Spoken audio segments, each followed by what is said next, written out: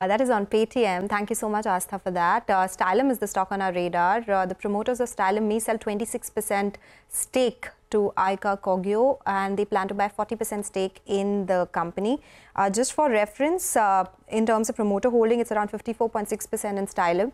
The stock has surged to the day's high, and let's actually get you this exclusive story and get in my colleague who's joining in with all the details. Yash, tell us more.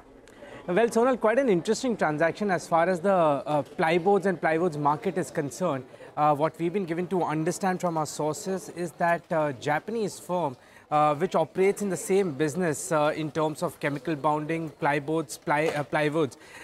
The firm's name is Ayca Kogyo, and the company is looking to acquire a significant stake when it comes to the Indian business that is Stylum Industries, which again operates in the same vertical as plyboards and plywoods. What we've been given to understand from our sources is that the plan from Ayca Kogyo is to acquire about 14% stake in Stylum Industries. That will be done through a share purchase agreement between the two entities. Now, this 14% that we're talking about is expected to be sold by the promoters of Stylum Industries, and as I said, will go towards Ayca Kogyo.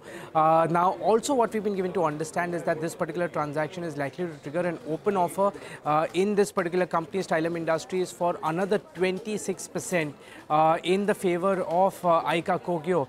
So the plan from the Japanese firm is to acquire a total of 40% stake in Stylum Industries.